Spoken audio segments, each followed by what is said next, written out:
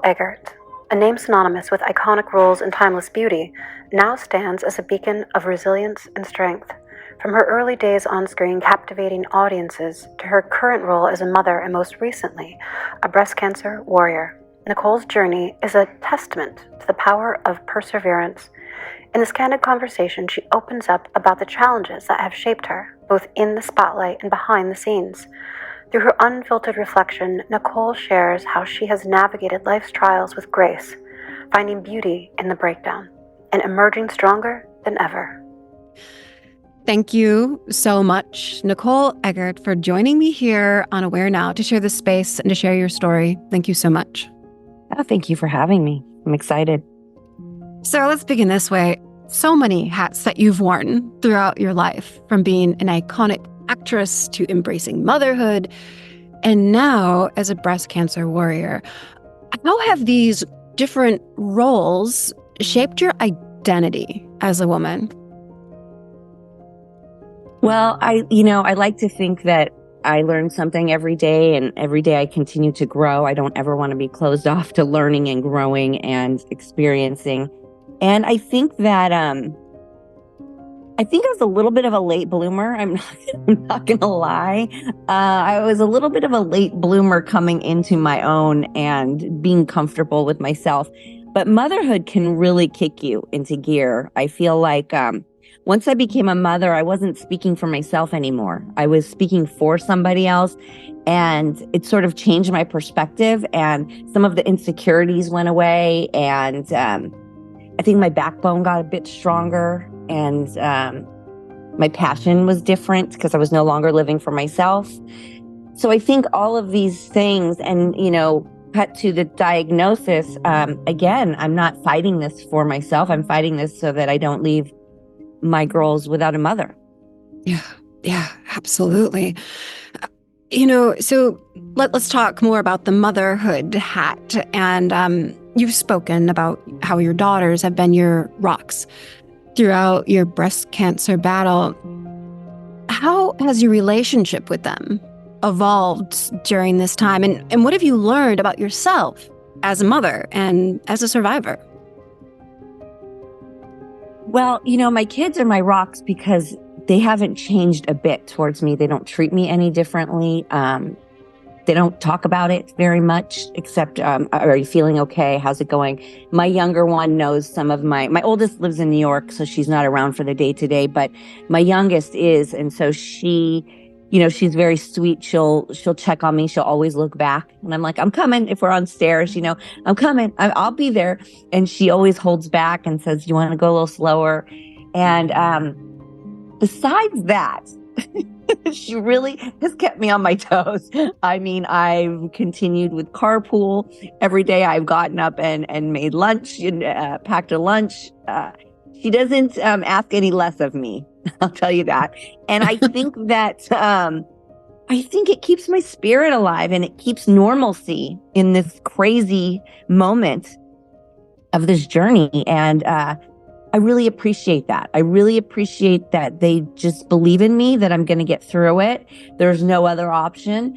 And I'm not treated any differently. I'm still needed, and the demands are made and I'm able to meet them, and it keeps me going, keeps me alive. That's awesome. So let's talk, after discovering the lump through a self-exam, your life, as we know, took a dramatic turn. Can you share, what was it? I just can't imagine. What is it that went through your mind when you first received the diagnosis, and how have you managed to maintain such a positive outlook with all these challenges? Well, when I found the lump, it was like that heart-stopping dread. If anybody's been through anything traumatic in their life, they know exactly what I'm talking about. When your heart stops, you stop breathing for a second. And I just knew when I felt it, although it could have been other things, it just was too large. I had that gut feeling. And then when I got the diagnosis, I was expecting the bad news. But it was so horrible and so horrifying and so like earth shattering, that I just couldn't live in that space. I had to find a way to get out of that. Like I couldn't live in that panic. There's no way to survive. There was no way to win. There was nothing. So I really had to come to peace with what I was facing. And at first it was a lot about meditation. I went to see a shaman and did a lot of like spiritual healing. And for me, that's what gave me comfort and brought me back down to a space where I could stand on my feet, grounded, and face it.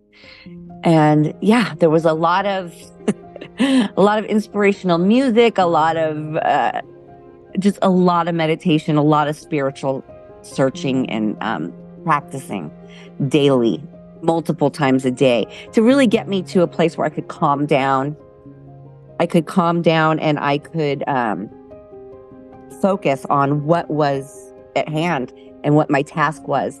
And I knew that I couldn't do it. I couldn't fight properly. I couldn't focus properly unless I was in a peaceful place with it. Mm-hmm. Mm-hmm. Let's switch gears a moment.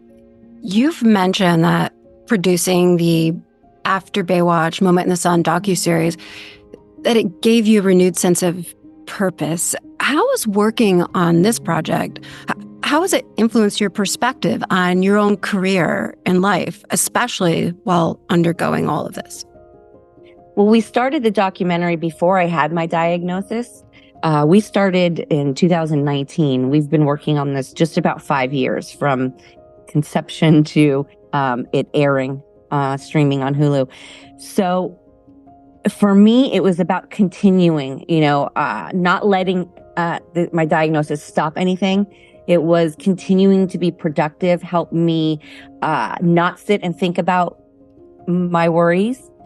It helps me it's a good distraction. I think productivity always makes you feel good about yourself, accomplished. You feel like you've done something. You feel good about yourself. It's self-love to be productive in at least in my world. So for me, I was very happy that we were still working on it.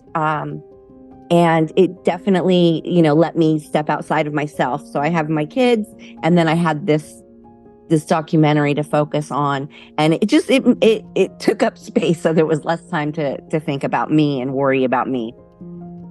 Right. Yeah. No, thank goodness for the distractions, the beautiful distractions in our life that serve so much of a purpose. So you've openly shared the physical and emotional toll of your cancer journey, including undergoing chemotherapy, preparing for a mastectomy. What has been the most unexpected challenge that you've faced during your journey, and how have you found the strength to overcome it? I think the hardest part for me, and which I wasn't expecting, and I don't think we think about that as much, is kind of the gray area and the waiting, right? So knowing I had breast cancer, to waiting to find out to what degree, where was it, where has it spread, where is it in your body, going through all the imaging, all the testing, waiting for the results, waiting, and then waiting for treatment. Now I'm waiting to have another MRI to make sure we can go ahead and do surgery. It's all this waiting for me is the hardest part. The chemotherapy, yeah, it's tough. Listen, it's tough, it's hard, but I felt like I was, again, being productive. I felt like I was taking action. I felt like we were hitting it with everything possible. And so I felt a bit of peace, oddly, going through chemotherapy, because I felt like, okay, we're doing this. We're gonna kill it. We're gonna go after it. And then when that stops, it's just this uncomfortable feeling, because is it growing again? Did it kill it all? Is there anything the imaging didn't catch? It just, your mind begins to race, and I don't like it. I don't like the lulls. I don't like the gray. I don't like the waiting. I like to get things done. I like to be proactive. It's why I've advocated to get my surgery sooner than most people would. They like you to wait quite a while so that your body will heal But I've worked so hard to keep my body healthy and strong that they believe it's okay, and we're going to go ahead and do it sooner than we normally would.